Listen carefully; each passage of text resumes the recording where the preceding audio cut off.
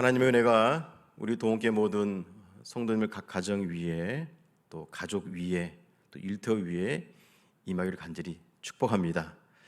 참 어려운 시기를 지내고 있는데요, 우리가 다시 한번 하나님께 영광 올려드림으로 또 은혜 받음으로 또 우리가 이 시대를 믿음으로 이겨 나아가야 하겠습니다. 함께 기도하겠습니다. 거룩하신 하나님 아버지, 오늘도 또 현장에서 모여 드리지 못하고 영상으로 예배를 드립니다. 하나님, 영상 예배 드리는 시간에도 성령님 임재하여 주셔서 각 가정 가운데에 성령의 은혜가 임하는 시간이 되게 도와 주시옵소서. 이 시간 말씀을 증거하는 부족한 종의 모습은 주님께서 가려주시고 오직 거룩한 말씀만 선포되게 하여 주시옵소서. 감사드리며 예수 그리스도의 이름으로 기도드립니다. 아멘. 저희들이 계속 말씀을 통하여 계시록의 7교회의 말씀을 은혜로 나누고 있습니다. 오늘은 이제 마지막 교회입니다. 라오디게아 교회. 오늘 설교 제목도 열심을 내어 노력하고 회개하라. 이제 마지막 라오디게아 교회를 우리가 함께 은혜를 나누겠습니다. 라오디게아 도시는 그 시대 당시 금융의 중심지였습니다. 금융의 중심지였기 때문에 더 이상 이 도시가 어떠했는지는 설명드리지 않아도 알 수 있을 것 같아요. 상당히 부유한 도시였습니다. 그 지역은 의복으로도 유명했지만 더 유명했던 것은 오늘 우리가 읽었던 말씀에 보면 눈병을 고치는 안약, 이 안약, 프리기안 가루라는 것이 너무 유명했습니다. 이 가루를 가지고 눈의 질병을 고치기 위해 약을 제조하는 이 도시가 바로 그런 지역이었습니다. 아주 부유했습니다. 특별히 라오디게아 도시 근처에는 히에라볼리라 도시라는 도시가 있었습니다. 히에라볼리. 이 도시는 온천으로 유명한 도시였습니다. 그 도시에서 온천의 물이 흘러서 라오디게아 도시의 맞은편에 큰 평야에 물이 이르렀다고 합니다. 그리고 그것을 지나 이제 마지막 폭포로 이어졌다고 합니다. 그런데 히에라볼리 이 도시에서 시작된 온천이 라오디게아 맞은편 큰 평야에 이르러서는 물이 거의 식어졌다고 합니다. 제가 이 말씀을 드린 이유는 오늘 보는 말씀 안에 여러 가지 상황이 나오기 때문입니다. 이 도시의 상황 정것을 이해하면 말씀을 우리가 또 잘 이해할 수 있습니다. 오늘 라오디게아 교회는 지난주 함께 은혜를 나누었던 빌라델비아 교회와 비교될 수 있습니다. 여러분, 지난주 설교 기억나십니까? 빌라델비아 교회는 어떤 교회였습니까? 좀 작은 교회였어요. 작은 교회뿐만 아니라 교회 성도 구성원이 세상에 영향력을 줄 수 없는 그런 신분들로 구성된 교회였다고 말씀드렸습니다. 그런데 이 빌라델비아 교회는 그렇게 작고 연약하고 가진 것 없는 교회였지만 믿음만은 그렇지 않은 교회였습니다. 믿음만은 하나님으로부터 칭찬받는, 그래서 열린 문으로 들어갈 수 있는 그런 큰 축복을 누리겠다 약속받은 교회였습니다. 그런데 오늘 이 라오디게아 교회는 이 빌라델비아 교회와 좀 비교가 됩니다. 오늘 설명드렸던 것처럼 부유한 도시에 있는 교회였습니다.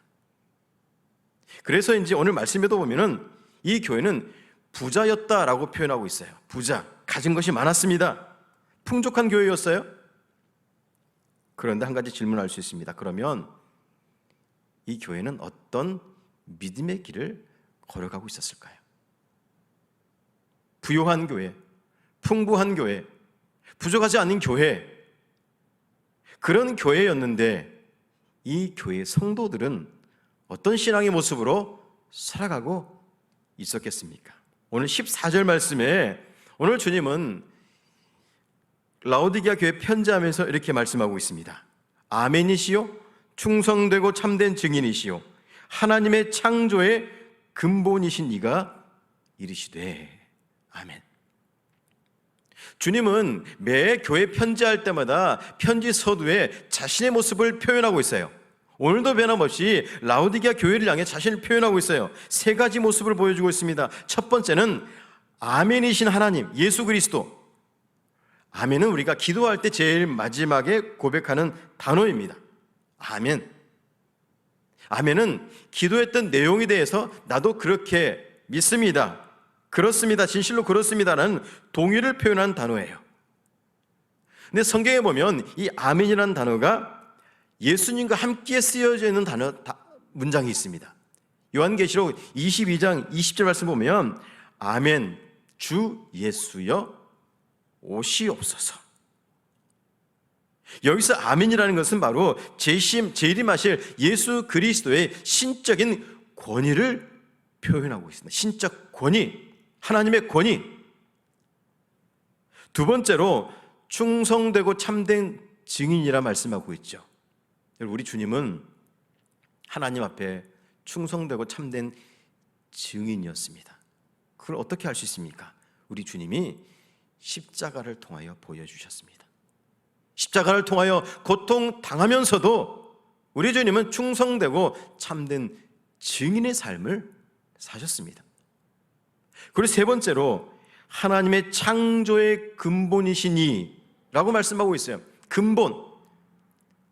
이 근본인을 뭘 말씀해 주냐면 바로 예수 그리스도는 피조물이 아니라 창조의 근원이다, 창조의 출발점이다 라는 걸 말씀해 주고 있어요. 하나님과 함께 창조 사역에 동참하신 예수님을 말씀해 주고 있습니다.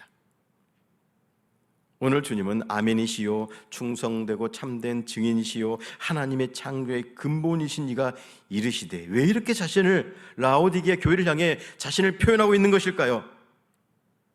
그 이유는 바로 라오디게아 교회 성도들의 신앙이 지금 미지근하게 식어져 버렸기 때문이에요. 교회 성도들이 지금 신앙이 뜨겁지도 않고 차지도 않았습니다. 이들을 향해 주님은 다시금 신앙의 뜨거움을 주기 위해서요, 열정과 열심을 다시 세우기 위해서였습니다. 여러분 생각해 보십시오. 신앙의 방향과 신앙의 이유와 신앙의 근거를 잃어버린 교회, 방향과 이유와 근거를 잃어버린 교회, 그것을 본질적인 것을 잃어버린 교회는 미지근하고 식어진 교회로 갈 수밖에 없습니다. 오늘 주님은 자기 자신을 통해서 라오디게아 교회를 향해 신앙의 방향성과 신앙의 이유와 신앙의 근거를 다시금 명확하게 가르쳐주고 있습니다. 여러분, 신앙의 방향은 어디가 되어야 합니까? 신앙의 방향은 이 땅이 아니라 바로 하나님의 나라여야 합니다. 신앙의 이유가 무엇입니까? 신앙의 이유는 나를 드러내는 것이 아니라 이 땅을 살아가면서 바로 십자가의 은혜를 위해 살아가는 신앙이 되어야 합니다. 그게 이유예요. 신앙의 근거가 무엇입니까? 무엇 때문에 이렇게 신앙을 위해, 믿음을 위해 살아가야 되는 것입니까? 그것은 바로 예수 그리스도의 사랑입니다. 방향과 이유와 근거를 명확하게 알 때에 다시 열정과 열심을 회복할 수 있기 때문입니다. 오늘 주님은 라오디게아 교회, 부유했고 가진 건 많은 교회, 하지만 열정이 식어버린 미지근한 교회, 그 교회를 향해 신앙의 방향과 신앙의 이유와 신앙의 근거를 다시금 가르쳐주고 있는 것입니다. 오늘 신앙의 열정에 식어버린 이 교회를 향해 주님은 16절과 17절에 말씀하고 있습니다. 우리 스크린 보시면서 함께 화면 보시면서 함께 한 목소리로 읽어보겠습니다. 내가 이같이 미지근하여 뜨겁지도 아니하고 차지도 아니하니 내 입에서 너를 토하여 버리리라. 내가 말하기를 나는 부자라 부요하여 부족한 것이 없다 하나 내 곤고한 것과 가련한 것과 가난한 것과 눈먼 것과 벌거벗은 것을 알지 못하는도다. 아멘. 세상적으로 보았을 땐 많이 가진 교회였습니다. 성공한 교회였어요. 그런데 중요한 것은 아무리 그렇게 성공하고 부유하고 가진 것이 많아도 신앙의 본질을 잃어버리면 그것은 신앙인이라 말할 수 없습니다. 주님이 보시는 것은 바로 돈을 얼마나 가졌느냐, 성공했느냐, 부유하냐가 아니기 때문이에요. 물론 그리스도인들도 세상에 성공해야 합니다. 성공해야 교회도 세우고 선교도 하고 이웃도 도울 수 있습니다. 그런데 문제는 이 물질이라는 것이 오히려 영적으로 타락하게 만들고 거룩한 삶을 살지 못하게 하는 경우가 많음을 우리는 기억해야 합니다. 주님이 공생의 기간 동안 누가복음을 통하여서 아주 구체적으로 말씀해 주고 있어요. 누가복음 18장 25절에 말씀해 주고 있습니다. 낙타가 바늘 귀로 들어가는 것이 부자가 하나님의 나라에 들어가는 것보다 쉬우니라 하시니, 이 말씀을 하신 이유가 무엇입니까? 바로 부자들의 모습, 부자들의 행동, 부자들과 신앙의 관계를 아주 구체적으로 말씀해 주고 있어요. 우리는 이 땅을 살아가면서 물질에 우리의 마음을 빼앗겨서는 안 됩니다. 물질이 혹 우리 손에 주어졌습니까? 혹시 내가 물질을 가지고 있습니까? 물질만이 아니라 세상에서 사람들이 부러워하는 것들을 가지고 있습니까? 중요한 것은 그것을 가지고 어디로 향하고 있는지를 물어야 돼요. 내 마음이 무엇을 향하고 있는지, 더 나아가 그것을 주신 분이 누구인지를 고백할 줄 알아야 돼요. 나에게 주신 것, 그것은 누구의 것입니까? 더 나아가 내가 이 땅을 살아가면서 무엇을 위해 살아가고 있는지를 항상 우리는 돌아봐야 돼요. 내 삶의 방향과 내 삶의 목적과 내 삶의 이유가 무엇인지를 항상 우리는 하나님 앞에 진실되게 고백할 줄 아는 사람이 되어야 하는 것입니다. 결국 물질 때문에 이 라오디게아 교회는 그들의 모습 신앙이 변질되어 버렸습니다. 그래서 오늘 우리가 금방 읽었던 말씀에 이렇게 말씀하고 있죠. 내 곤고한 것과 가련한 것과 가난한 것과 눈먼 것과 벌거벗은 것을 알지 못하는도다. 왜 이런 변질된 모습이 있었습니까? 그건 바로 물질의 마음을 빼앗겨 버렸기 때문이에요. 세상의 마음을 빼앗겨 버렸기 때문이에요. 교회는, 마음은, 모습은, 행동은 교회에 있을지 몰라도 그들의 마음은 온통 세상을 향해 있고 물질을 향해 있습니다. 그래서 그들은 변질된 신앙으로 살아갈 수밖에 없었습니다. 여러분, 공고한 마음을 알지 못하는 것, 곤고하다라는 것은 피부가 굳어지는 모습이에요. 공고함을 알지 못해요. 피부가 굳어진 것처럼 내가 영적으로 육적으로 타락했는지를 알지 못해요. 그게 공고함이에요. 두 번째로 가련한 것, 이건 슬픈 모습이에요. 가련한 것을 알지 못해요. 내가 죄인으로 살아가는 불쌍한 인간인 것을 깨닫지 못하는 거예요. 가난한 것, 영적인 빈곤이 찾아와도 깨닫지 못합니다. 말씀이 사라지고 기도가 사라지고 순종이 사라지고 이런 영적인 것들이 사라졌음에도 불구하고 영의 음식을 먹지 못해 지금 가난해져 있습니다. 말라져 있어요. 눈먼 것, 영적으로 앞을 보지 못합니다. 어둠이 찾아왔기 때문이에요. 하나님의 나라는 누가 볼 수 있습니까? 하나님의 나라는 믿음의 눈으로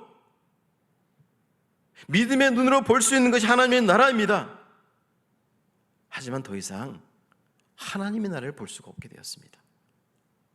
벌거벗은 것, 벌거벗은 것을 알지 못합니다. 여러분, 옷이라는 것은 사람의 수치스러움을 가려주는 겁니다.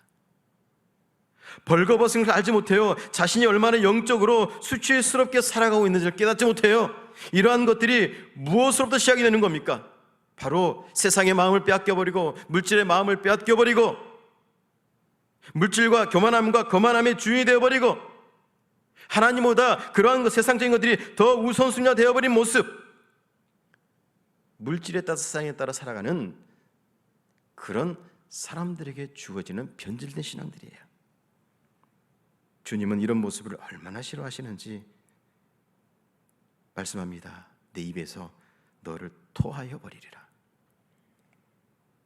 내 입에서 너를 토하여 버리리라. 심판의 말씀을 주고 있어요. 얼마나 주님이 이들의 모습을 보면 역겹고 추악스러웠는지 오늘 주님은 내 입에서 너를 토하여 버리겠다. 심판의 말씀을 하고 있습니다. 사랑하는 동교회 성도 여러분, 우리는 무엇을 향해 가고 있습니까?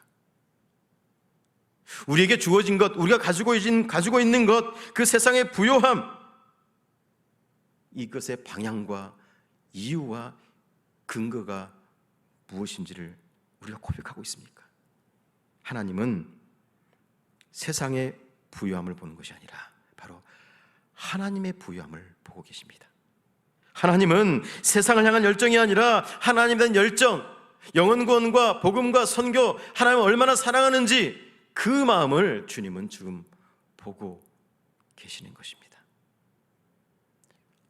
하나님을 향한 열정과 열심으로 하나님 나라를 향해, 주님을 향해 십자가의 삶을 살아가는 우리 동원의 모든 성도들 되시길 주님의 이름으로 축복드립니다. 우리는 그렇게 살아가야 합니다. 그렇다면 하나님 나라에 대한 열정, 복음에 대한 열정, 하나님에 대한 열정은 어떻게 회복해야 하는 것입니까? 오늘 18절 말씀에 아주 구체적으로 우리에게 말씀해 주고 있습니다. 18절 말씀 우리 함께 한 목소리로 읽어보겠습니다. 내가 너를 권하노니 내게서 불로 연단한 금을 사서 부요하게 하고 흰 옷을 사서 입어 벌거벗은 수치를 보이지 않게 하고 안약을 사서 눈에 발라보게 하라. 아멘. 첫 번째로 오늘 말씀에 불로 연단한 금을 사서 부요하게 하라 말씀하고 있어요. 신앙의 불순물들을 모두 태워야 합니다. 신앙의 찌꺼기들을 다 태워야 돼요. 금이 최고의 가치를 가지려면 불순물을 제거해야 합니다. 금 안에 다른 것들이 들어있으면 들어있을수록 금의 가치는 떨어집니다. 금 안에 불순물들을 모두 불로 태울 때 금으로서 진정한 가치가 있는 것입니다. 우리 신앙의 모습도 이와 마찬가지입니다. 성령의 능력으로 성결하지 않는 모습, 세상적인 모습, 모든 것을 성령의 능력으로 불로 태워야 합니다. 사라지게 만들어야 돼요. 우리 주님은 고린도후서 5장 17절 말씀을 통하여 우리에게 말씀해 주고 있습니다.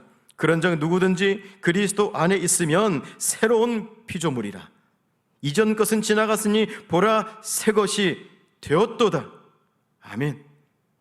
주님의 십자가를 통해 우리 모두는 완전한 새로운 피조물이 되었습니다. 이전 것은 버려야 돼요.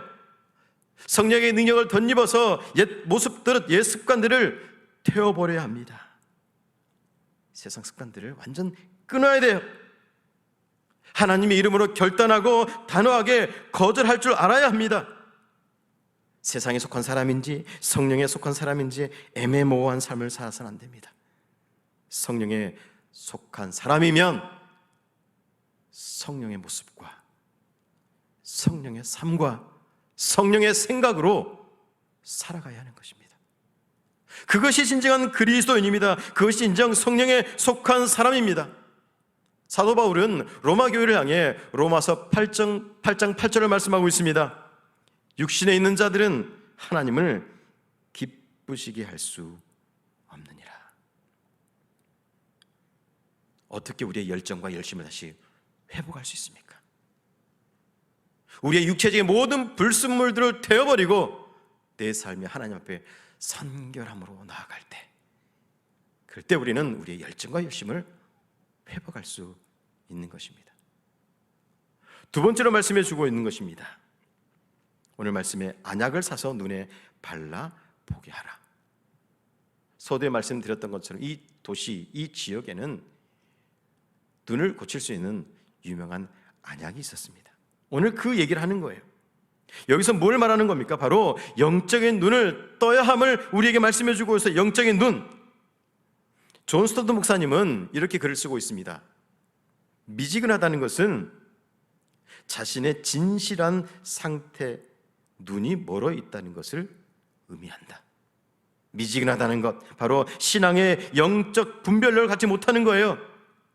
여전히 미지근한 신앙은 영적인 빈곤에 있는 거예요. 영적인 무지함, 볼 수 없습니다. 분별할 수 없어요. 하나님의 일을 보지 못하는데 어떻게 열정이 일어날 수 있겠습니까? 오늘 주님은 공생의 기간 동안 제자들에게 책망했던 말씀 한 가지가 있습니다. 마가복음 8장 18절 말씀입니다. 너희가 눈이 있어도 보지 못하며 귀가 있어도 듣지 못하느냐, 또 기억하지 못하느냐. 주님과 함께 동행한 제자들이었어요. 그런데 그들은 하나님의 일을 이해할 수 없었어요. 왜냐하면 육적인 눈으로만 보았기 때문에 주님의 일과 주님의 사역과 주님의 이적, 주님의 표적을 이해할 수 없었습니다. 결국 주님은 그들을 향해 책망합니다. 왜 눈이 있어도 보지 못하느냐? 무엇을 말하는 겁니까? 바로 영적인 눈을 뜨라는 말씀입니다. 영적인 눈을 떠야 하나님의 일을 우리는 감당할 수 있습니다. 영적인 눈을 떠야 우리는 말씀을 이해할 수 있습니다. 영적인 눈을 떠야 우리는 순종할 수 있고, 영적인 눈을 떠야 우리는 하나님의 사명을 감당할 수 있는 것입니다. 그렇다면 어떻게 해야 우리가 영적인 눈을 뜰 수 있습니까? 그것은 바로 하나님 앞에 엎드릴 때에, 하나님 앞에 엎드릴 때에 주님께서, 성령께서 우리의 눈을 열어주실 수 있습니다. 그래서 우리는 하나님 앞에 더 겸손하게 기도하는 삶을 살아야 합니다. 요즘 코로나19가 점점 심각해지고 있습니다. 참 위급 상황입니다. 전 지역, 전 지방으로 좀 다 골고루 퍼져 있습니다. 천안도 계속 지금 확진자 문자가 날아오고 있습니다. 참 어려운 시대입니다. 이 어려운 생활 속에서 우리가 어떻게 믿음 생활해야 하는 겁니까? 어떻게 해야 잘하는 믿음입니까? 그것은 바로 하나님 앞에 엎드림으로, 겸손을 보임으로, 온 가족의 예배하며 함께 엎드릴 때에, 내가 시간을 내 골방에서 엎드릴 때에, 하나님께 기도할 때에 성령께서는 이 어려운 시기를 보내고 있는 가운데서도 우리의 믿음을 지켜주십니다. 영적인 눈을 뜨게 해주십니다. 그렇게 함께 엎드릴 때에 성령께서 우리를 영적인 부요함으로 채워주시는 분이십니다. 지난주 중보기도 제6강 강의를 했습니다. 저도 오랜만에 지난주 주일 설교와 지난주 중보기도 강의를 이 화면을 보면서 하려고 그러니까 참 적응이 안 됩니다. 지금도 적응이 잘 안 됩니다. 이 성도님들 보면서 설교하다도 화면만 보니 뭔가 이게 피드백이 없으니 참 어렵습니다. 지금 지난주 수요일 날 제가 또 화면을 통해서 녹화를 해서 다 보내드렸습니다. 여러분 다 열어보셨습니까? 중보기도 제6강. 제가 수요 기도 강의를 다시 보려고 하니 조회수가 500회가 넘었습니다. 500회. 아마 이게 교회에서 문자가 날라오니까 뭔가 궁금해서 다 열어보신 것 같아요. 하나님 엎드린다는 것, 우리는 엎드림에 대해 구체적으로 배워야 합니다. 예수님이 우리를 위해 기도하신 그 모습, 모세와 아브라함과 많은 믿음의 선조들이 기도했던 모습, 성경에서 기도했던 그 모습들을 우리가 배워야 합니다. 도전을 받아야 돼요.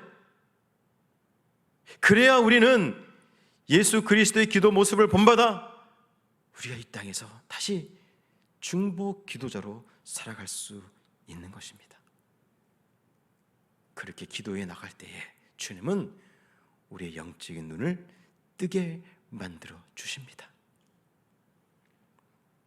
오늘 세 번째로 라오디게아 교회 향해서 열정과 열심을 회복하기에 주님이 주신 말씀이 있습니다. 열심과 회개하라 말씀하고 있어요. 열심을 노력하고 자신의 잘못을 뉘우쳐야 한다고 말씀해 주고 있어요. 우리가 신앙으로 살아가기 위해서 열심과 열정을 가져야 합니다. 그런데 항상 조심하고 경계해야 될 것이 있는데, 그것은 바로 성령으로 인한 열심을 가져야 하는데, 때로는 우리가 개인의 열정으로, 개인의 열심으로 모든 것을 감당할 때가 있어요.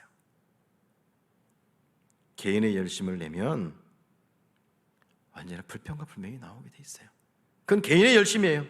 자기 마음대로, 자기 기준대로, 자기 뜻대로 되지 않으니까 때론 불평을 하고 화를 내고 분노를 나타냅니다. 하나님의 일, 하나님의 봉사는 철저하게 성령의 은혜로 열심을 내야 돼요.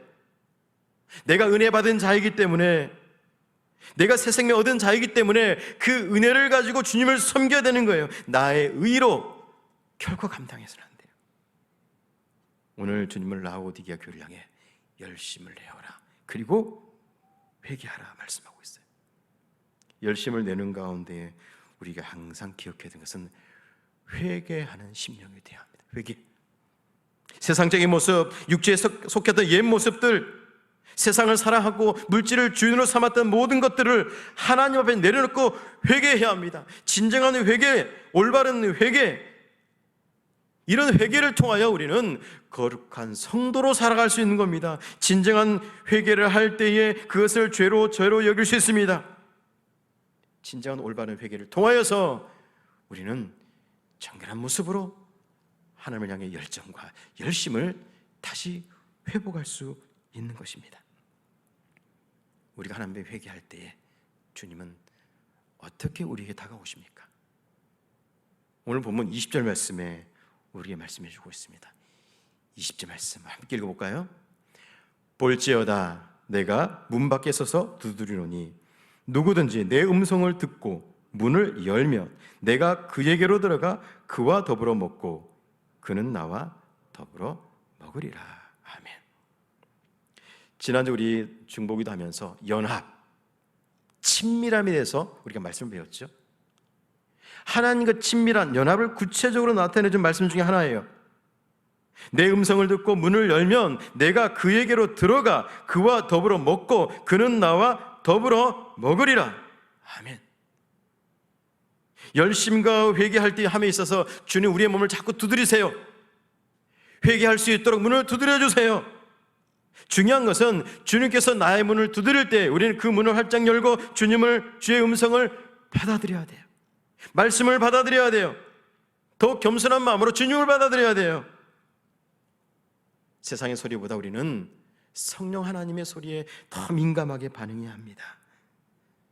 주님께서 계속 우리의 문을 녹화하고 계시는데 함께 먹고 함께 누리자 지금 요청하고 있음에도 불구하고 세상의 열정과 세상의 열심에 도취되어서 주의 음성을 듣지 못한다면 얼마나 안타까운 일입니까? 우리는 열심과 회개를 통하여 하나님 향한 열정을 회복해야 합니다. 오늘 주님은 라오디게아 교회를 향해서 책망의 말씀만 주시는 것이 아니라 너희들이 열심과 열정을 다시 회복하면 내가 너에게 축복을 주겠다 약속하고 있습니다. 오늘 21절 말씀 이렇게 말씀하고 있어요. 내가 내 보좌에 함께 앉게 하겠다. 여러분, 주님의 보좌 앞에 함께 앉는 것 상상이나 할 수 있는 일입니까? 보좌라는 것은 정복과 권위의 상징을 의미합니다. 주님이 앉으신 그 자리, 그 보좌 최고의 영광의 자리에 열심과 열정을 가지고 하나님 나라를 향해 십자가를 위해 예수 그리스도를 위해 살아가는 사람들에게는 내가 마지막 날 내 보좌에 함께 앉겠다라고 축복의 말씀을 주고 있습니다. 얼마 전에 설교 영상을 듣다가 어느 목사님이 자신이 청와대에 갔다 온 이야기를 한 걸 들었습니다. 청와대 들어가서 대통령과 함께 또 여러 사람들과 함께 가서 또 대화를 했던 그런 것을 고백했습니다. 그분도 되도록 웬만하면 떨지 않는데 청와대 들어가는 그 길이 왜 이렇게 왜 이렇게 긴장되고 떨리는지 막 자기의 모습을 고백해요. 그리고 얼마나 영광스러운지 그 자리를 얘기하는 걸 들은 적이 있습니다. 이 땅의 일이 아무리 영광스러워도, 이 땅의 일이 아무리 값진 일일지라도 시간이 지나면 다 시간의 추억으로 남게 됩니다. 다 썩어지고 다 무너질 일들이에요. 그런데 진짜 지혜로운 사람, 진짜 열심과 열정을 가지고 살아가는 사람들은 바로 이 땅에 썩어지는 것을 바라보는 것이 아니라 썩어지지 않는 영광, 하나님의 나라, 주의 보좌를 바라보는 사람, 그것이 진짜 지혜로운 사람입니다. 그래서 장차 주어질 그 보좌를 바라보면서 이 땅에서 교회를 위해, 복음을 위해, 선교를 위해 열심과 열정을 잃어버리지 않는 사람, 그 사람을 주님께서 축복하시겠다고 약속하고 있는 것입니다. 주님의 날을 위해 우리 동원교회가 다시금 열정과 열심을 내어야 합니다. 오늘 이 시대 코로나19가 우리의 삶을 짓누르고 있습니다. 불안하며 염려하고 있습니다. 하지만 중요한 것은 이런 상황 속에서도 우리의 믿음의 열정만 잃지 말아야 합니다. 오늘 말씀처럼 주님이 나에게 노크를 했을 때 넓게 마음을 열고 주님을 받아들이는 그 마음, 주님을 사랑하는 마음, 주님을 찬양하는 모습, 예배하는 모습, 더 나아가 세상에 나와서 거룩한 모습으로 사랑하는 모습, 그것이 바로 하나님 앞에 열정과 열심으로 나타나야 하는 것입니다. 이제 우리가 다시 한번 한 주간 살아갈 텐데 어렵고 힘든 시기이지만 하나님을 향한 열정과 열심만은 잃어버리지 않는 성도가 되길 축복합니다. 그 믿음으로 이 시기를 이겨나가길 축복합니다. 그럴 때에 우리에게 마지막 날 그 보좌에 함께 앉아서 주님과 찬양할 날이 주어질 것입니다. 그런 믿음으로 승리하며 열정과 열심을 가지고 나아가는 우리 동원의 모든 성도들 되시길 주님의 이름으로 축복드립니다. 아멘. 기도하겠습니다. 참 좋으신 하나님 아버지, 이 시간 귀한 말씀을 들었습니다. 주님, 우리의 모습을 돌아봅니다. 우리가 가야 할 길, 우리가 누구를 위해 살아가야 하는지, 우리가 무엇을 위해 살아가야 하는지 오늘 라오디게아 교회를 통해서 다시 한번 들었습니다. 어려운 시기를 지내는 가운데 있지만 우리의 믿음만은 오직 예수 그리스도, 우리의 믿음만은 오직 십자가, 우리의 믿음만은 하나님 나라를 향한 믿음이 되게 하여 주시옵소서. 모든 것 주신 은혜 감사드리오며 예수 그리스도의 이름으로 기도드립니다. 아멘.